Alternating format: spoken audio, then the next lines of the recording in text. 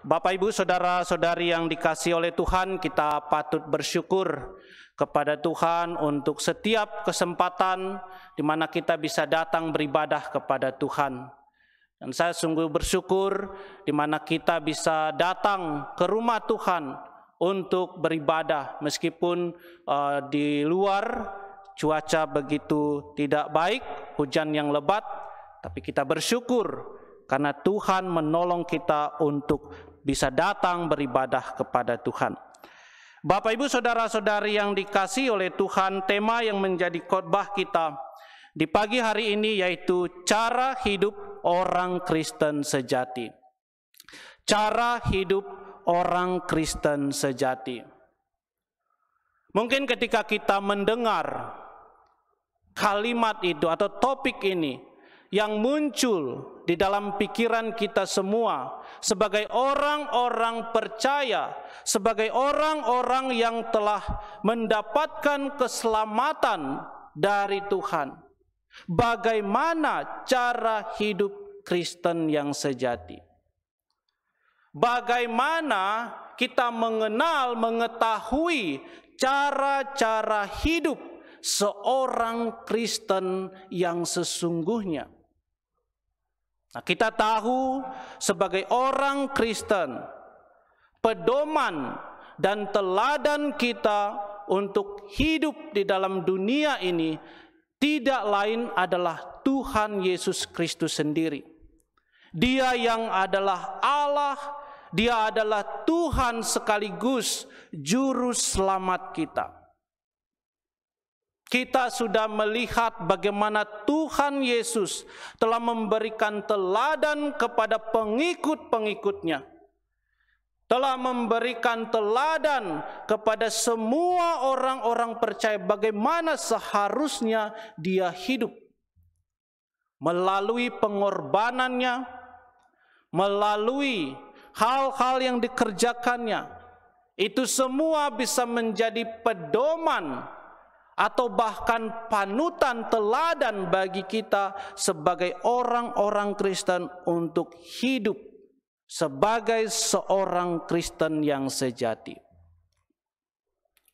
Akan tetapi, Bapak, Ibu, saudara-saudari yang dikasihi oleh Tuhan, pada faktanya begitu banyak kita melihat orang-orang yang menyebut diri mereka, bahkan yang mengaku sebagai orang-orang Kristen, orang-orang yang sudah mengenal Tuhan, orang-orang yang sudah percaya, tetapi cara hidup mereka tidak sesuai dengan firman Tuhan.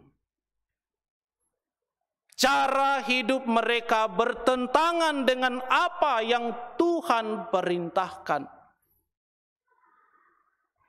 Dan ini juga terjadi di dalam kehidupan kita sebagai orang-orang percaya.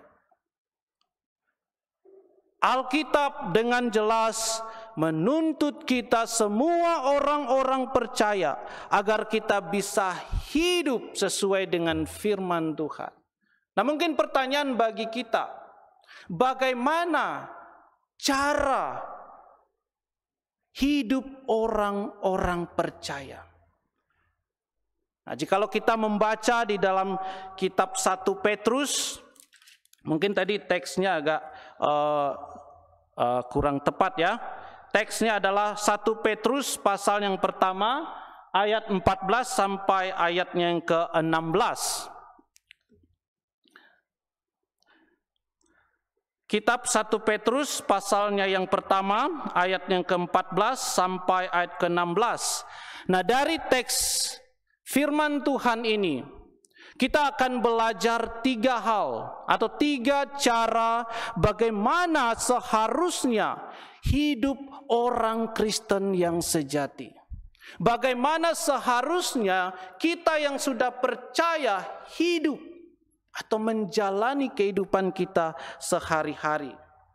Kalau kita membaca di sini firman Tuhan berkata, ayat 14, hiduplah sebagai anak-anak yang taat dan jangan turuti hawa nafsu yang menguasai kamu pada waktu kebodohanmu.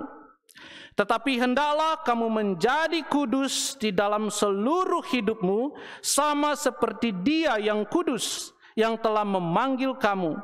Sebab ada tertulis, kuduslah kamu, sebab aku kudus. Di dalam 3 ayat ini, kita belajar 3 hal tentang cara hidup orang Kristen sejati. Nah, yang pertama yaitu hidup taat kepada firman Tuhan. Hidup taat kepada firman Tuhan. Di bagian yang pertama dikatakan, hiduplah sebagai anak-anak yang taat. Di baris yang pertama, Rasul Petrus mau menekankan, mau memberitahukan kepada orang-orang percaya yang tersebar di berbagai daerah pada saat itu.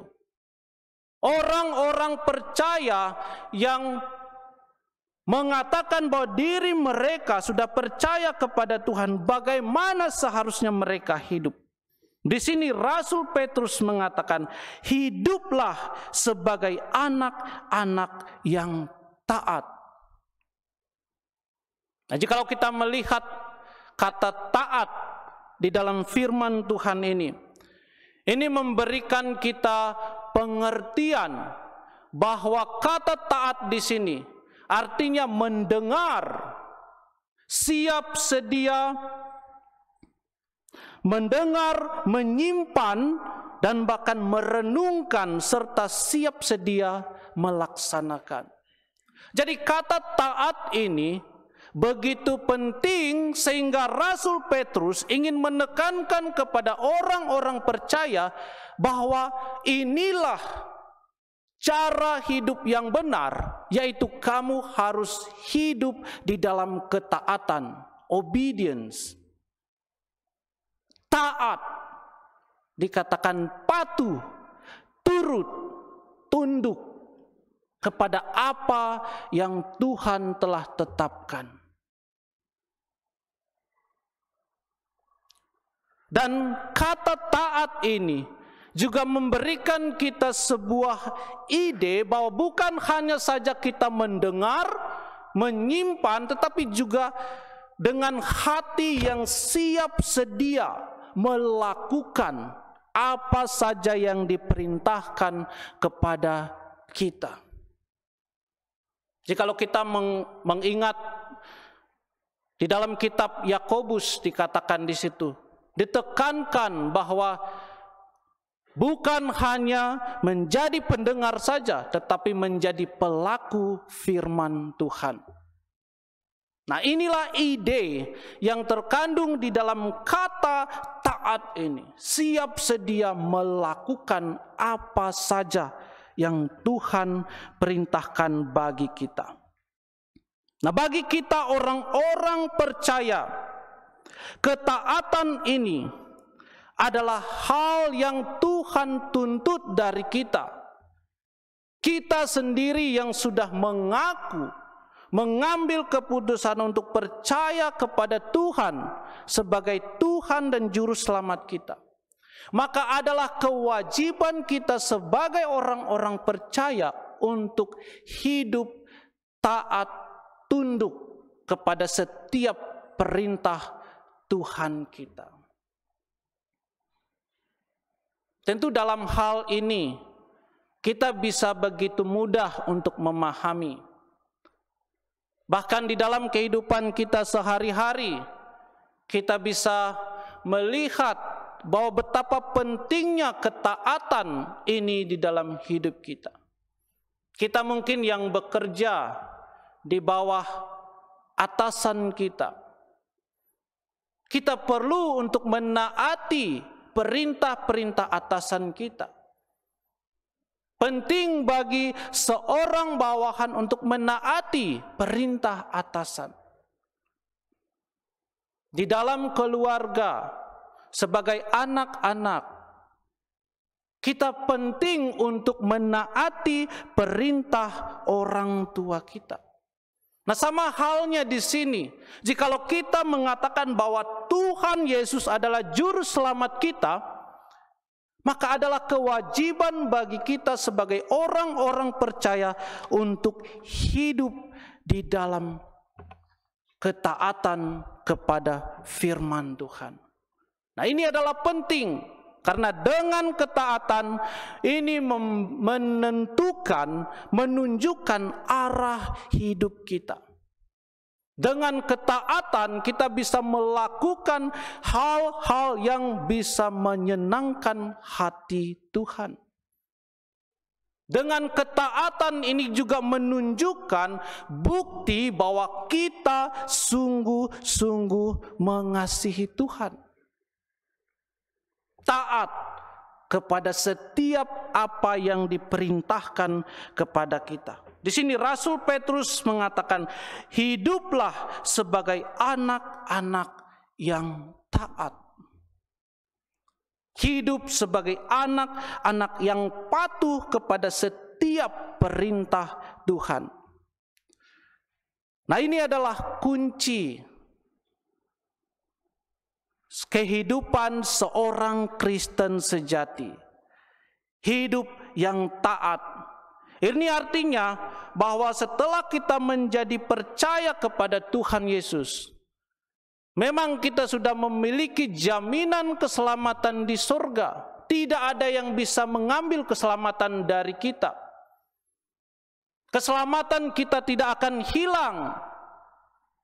Tetapi ada hal yang Tuhan tuntut dari kita sebagai anak-anaknya, yaitu bagaimana cara kita menjalani kehidupan kita sebagai orang-orang percaya. Apakah kita hidup di dalam ketaatan kepada firman Tuhan atau sebaliknya? Hidup taat kepada Tuhan, hidup taat kepada perintah Tuhan, ini bukanlah perkara yang mudah. Bukanlah perkara yang gampang. Kenapa? Karena natur kita manusia sebagai orang-orang yang berdosa, kita tidak suka, tidak senang hidup di dalam peraturan. Ketika ada peraturan yang diberikan, tendensi kita semua sebagai manusia yaitu untuk melawan, memberontak. Tetapi hal inilah yang Tuhan tuntut dari kita, ketaatan, patuh kepada perintah Tuhan. Bapak, Ibu, saudara-saudari yang dikasihi oleh Tuhan, ketika saya menyiapkan khotbah firman Tuhan untuk kita di pagi hari ini, saya sendiri merasa begitu tertegur oleh firman Tuhan ini. Karena bukan hanya saja sebagai seorang yang percaya jemaat biasa, tapi terkadang ketika saya memikirkan bagaimana cara hidup saya selama ini, saya menyadari bahwa begitu banyak kekurangan. Seringkali hidup tidak taat kepada firman Tuhan. Hidup dalam ketaatan tidaklah mudah, dan iblis tahu kelemahan-kelemahan kita. Di mana ada celah, iblis akan menggunakan celah itu untuk membawa kita jatuh ke dalam dosa.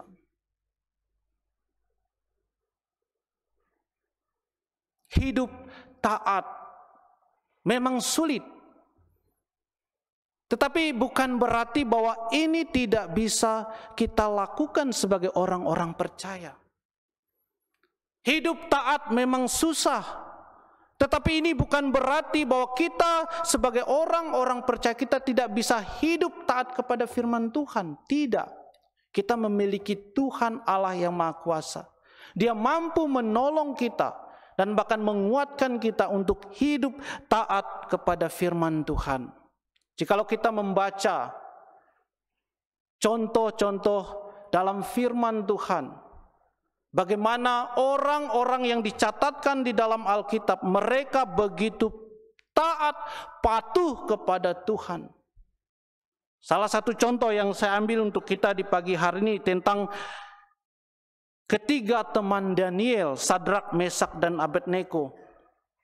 Ketika ada sebuah surat yang dikeluarkan oleh Nebukadnezar, semua orang yang berada di wilayahnya harus sujud menyembah kepada patung yang telah dibuatnya. Dan barang siapa yang tidak taat kepada perintah raja, hukumannya ialah mati. Ketika diketahui bahwa ketiga teman Daniel, Sadrak, Mesak, dan Abednego, mereka tidak mengindahkan, tidak taat kepada perintah raja. Kenapa? Karena dia tahu bahwa menyembah kepada patung sama saja mendukakan hati Tuhan. Melakukan hal yang berdosa, yang keji di hadapan Tuhan. Lalu apa yang mereka katakan? Jikalau kita melihat di Daniel pasal 3 ayat 16-18, firman Tuhan berkata, "Tidak ada gunanya kami memberi jawab kepada Tuanku dalam hal ini, jika Allah kami yang kami puja sanggup melepaskan kami, maka Ia akan melepaskan kami dari perapian yang menyala-nyala itu, dan dari dalam tanganmu, ya Raja. Sebab seandainya tidak, hendaklah Tuanku mengetahui, ya Raja, bahwa kami tidak akan memuja dewa Tuanku dan tidak akan menyembah patung emas yang Tuanku dirikan itu." Sebuah hati yang telah ditetapkan untuk hidup patuh, hidup taat kepada Tuhan meskipun di dalam kondisi situasi yang begitu sangat berbahaya, dan bahkan mereka bisa kehilangan nyawa mereka. Tapi Bu, apakah karena situasi yang sulit ini mereka memilih untuk tidak taat kepada Tuhan atau memilih untuk hidup taat kepada Tuhan? Sadrak, Mesak, dan Abednego, mereka memilih untuk hidup taat kepada Tuhan. Kenapa? Karena mereka tahu bahwa Tuhan Allah yang mereka percayai sanggup menolong mereka. Sekalipun tekanan, ancaman begitu berat di dalam hidup mereka, nyawa yang mereka pertaruhkan, mereka tetap hidup bertekad untuk mengikuti jalan Tuhan, menyembah kepada Allah yang hidup dan yang benar. Kita sebagai orang-orang Kristen, sebagai orang-orang yang telah dipanggil, diselamatkan, bukankah hal ini juga yang dituntut oleh Tuhan dari kita sebagai anak-anak Allah? Bahwa kita harus hidup taat kepada perintahnya. Kita sudah mendengar begitu banyak dan bahkan sering kali kita mendengar perintah-perintah Tuhan di dalam hidup kita. Kita sudah bahkan menjadi kebal akan perintah-perintah Tuhan. Kenapa? Karena bukan hanya saja kita diingatkan melalui mimbar di hari Minggu, tapi kita sendiri juga belajar tentang perintah-perintah Tuhan. Tapi apakah kita mau taat kepada Tuhan? Firman Tuhan mengatakan bahwa kita harus datang beribadah kepada Tuhan di hari kudus yang Tuhan tetapkan. Apakah kita datang menguduskan hari Sabat yang Tuhan telah tetapkan? Di dalam firman Tuhan kita membaca bahwa janganlah ada Allah lain di hadapan. Tapi kita melihat di dalam kehidupan kita sehari-hari, bahkan sebagai orang-orang percaya, seringkali kita menempatkan Tuhan di nomor terakhir dalam list hal-hal yang kita kerjakan. Kita tidak mengutamakan Tuhan lagi.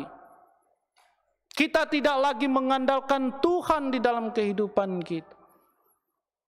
Masih banyak hal. Hidup taat, ini adalah cara yang pertama. Sebagai orang-orang Kristen sejati, kita dituntut untuk hidup taat kepada perintah-perintah Tuhan. Lalu cara hidup yang kedua. Di sini firman Tuhan berkata di ayat ke-14 yang bagian terakhir, dan jangan turuti hawa nafsu yang menguasai kamu pada waktu kebodohan. Hidup tidak menuruti hawa nafsu. Hidup tidak mengikuti cara-cara dunia ini. Rasul Petrus sudah melihat akan hal ini dan bahkan dia mengingatkan orang-orang percaya supaya mereka hidup sesuai dengan firman Tuhan. Jangan turuti hawa nafsu. Artinya jangan mengikuti keinginan-keinginan kita yang berdosa. Jangan mengikuti keinginan-keinginan kita yang bertentangan dengan firman Tuhan. Jikalau kita melihat kata ini, idenya hampir sama seperti yang dikatakan oleh Rasul Paulus kepada jemaat di Roma. Roma pasal 12 ayat 2 di sini dikatakan, janganlah kamu menjadi serupa dengan dunia ini. Artinya apa? Di dalam segala hal yang kita kerjakan, di dalam segala hal yang kita lakukan, kita jangan menjadi sama seperti hal-hal yang dilakukan oleh dunia ini.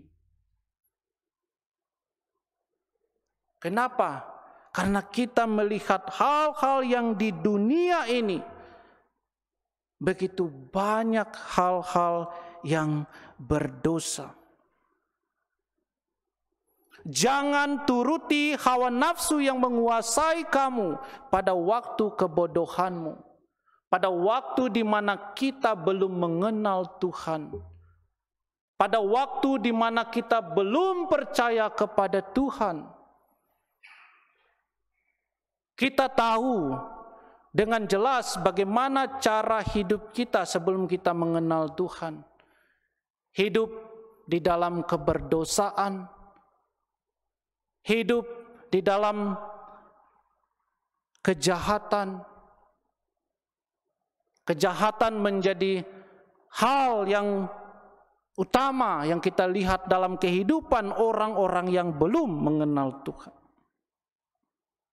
Di sini Rasul Petrus mengingatkan jemaat-jemaat bahwa jangan turuti hawa nafsu yang menguasai kamu. Artinya hidup jangan semata-mata untuk memenuhi hawa nafsu. Jangan mengabdikan diri kita untuk memenuhi hawa nafsu kita. Jangan hidup sama seperti orang di dunia ini hidup. Jangan mengikuti gaya mereka. Kita melihat di dunia ini begitu banyak orang-orang yang hanya mencari hal-hal yang bisa memenuhi hawa nafsu mereka.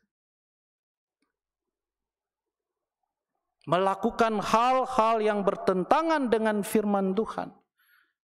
Mungkin ini orang-orang di luar, tetapi kita sebagai orang-orang percaya, kita harus menjauhkan hal-hal ini. Contohnya apa? Dalam hal dunia bisnis, misalkan pekerjaan, orang-orang yang tidak mengenal Tuhan, mungkin bagi mereka untuk melakukan tindakan kecurangan itu adalah hal yang biasa. untuk mendapatkan sesuatu hal yang mereka inginkan. Tapi kita orang-orang percaya, apakah kita juga melakukan hal demikian? Seringkali kita melihat orang-orang percaya juga ikut ambil bagian dalam hal-hal seperti ini. Apalagi kita melihat firman Tuhan mengatakan bahwa jangan mencuri. Firman Tuhan mengatakan bahwa janganlah kamu mengasihi dunia dan apa yang ada di dalamnya. Jikalau orang mengasihi dunia, maka kasih akan Bapa tidak ada di dalam orang itu. Sebab semua yang ada di dalam dunia, yaitu keinginan daging, keinginan mata, serta keangkuhan hidup, bukanlah berasal dari Bapa, melainkan dari dunia. Hidup hanya untuk memenuhi hawa nafsu, keinginan kedagingan, memuaskan keinginan daging kita yang berdosa. Nah, kita sebagai orang-orang percaya, Rasul Petrus mengingatkan bahwa janganlah kamu hidup sama seperti mereka. Kita orang-orang yang sudah ditebus, yang sudah dibeli dengan harga yang mahal oleh darah Kristus, harusnya kita hidup taat kepada Tuhan, hidup tidak menuruti keinginan daging kita. Lalu hal yang ketiga, cara hidup orang Kristen sejati. Kita melihat di ayat yang ke-15 dan ayat yang ke-16. Firman Tuhan berkata, tetapi hendaklah kamu menjadi kudus di dalam seluruh hidupmu, sama seperti Dia yang kudus, yang telah memanggil kamu. Sebab ada tertulis, kuduslah kamu sebab aku kudus. Di cara hidup orang Kristen sejati adalah hidup kudus di hadapan Tuhan. Hidup kudus artinya tidak bercela, baik di hadapan Tuhan maupun di hadapan manusia. Hendaklah kamu menjadi kudus di dalam seluruh hidup. Hendaklah di dalam segala tingkah laku kita, apa yang kita kerjakan, tidak bercela, tidak berdosa. Hidup suci, kudus di hadapan Tuhan. Sama seperti Dia yang adalah kudus, sama seperti Tuhan Allah yang adalah kudus, suci dan tidak bercela. Kesaksian orang-orang Kristen begitu penting di dalam kehidupan kita. Menjadi orang-orang Kristen untuk menjaga kesaksian yang baik ini begitu penting. Kenapa? Karena ini akan mencerminkan siapa Tuhan kita yang kita percaya. Sangat menyedihkan kita melihat kita yang sudah mengaku mengenal Tuhan, percaya kepada Tuhan, tapi cara hidup kita tidak sesuai dengan firman Tuhan. Bukankah hal ini menjadi kesaksian yang buruk bagi orang-orang yang berada di sekitar kita? Kita yang sudah mengakui kita percaya kepada Tuhan, tapi dengan kesaksian yang buruk, bukankah ini bisa menjadi batu sandungan bagi orang lain untuk datang kepada Tuhan? Hidup yang suka melakukan hal yang berdosa, yang suka melakukan hal yang bertentangan dengan firman Tuhan. Di sini Rasul Petrus mengingatkan atau menasehati orang-orang percaya supaya mereka hidup kudus, sama seperti Tuhan yang telah memanggil kita yang adalah kudus Dan Dia juga mau kita sebagai anak-anaknya hidup di dalam kekudusan. Nah, Bapak Ibu saudara-saudari yang dikasihi oleh Tuhan, firman Tuhan begitu bermanfaat untuk kita. Bagaimana cara kita hidup kudus di hadapan Tuhan? Dengan menaati segala perintah-perintah Tuhan. Tapi bagaimana kita tahu perintah-perintah Tuhan jikalau kita tidak mau mempelajari firman Tuhan? Kita tidak mau membaca firman Tuhan. Bagaimana kita mengetahui apa yang Tuhan perintahkan bagi kita? Kita tidak akan bisa mengetahui tanpa mempelajari firman Tuhan. Tanpa membaca firman Tuhan, merenungkan firman Tuhan. Firman Tuhan yang bisa menjadi pedoman, penuntun bagi kita sebagai orang-orang percaya untuk hidup kudus di hadapannya. Maukah kita belajar firman Tuhan, mendalami firman Tuhan di dalam hidup kita? Inilah cara hidup orang percaya, orang Kristen sejati, yaitu hidup taat kepada firman Tuhan, hidup tidak menuruti hawa nafsu, dan hidup kudus di hadapan Tuhan. Biarlah firman Tuhan ini menolong kita, mengingatkan kita sebagai orang-orang percaya harus hidup sesuai dengan firman Tuhan. Kita semua memang adalah tidak bisa 100% untuk hidup di dalam ketaatan. Tapi kita berusaha. Kita selalu berdoa kepada Tuhan supaya Tuhan yang menolong kita untuk hidup taat kudus di hadapannya. Mari kita bersatu di dalam doa. Ya Tuhan Allah Bapa yang bertahta di dalam kerajaan sorga, kami mengakui akan kelemahan dan kekurangan kami. Seringkali kami sebagai orang-orang percaya hidup tidak taat kepada perintah-Mu. Bahkan seringkali kami hidup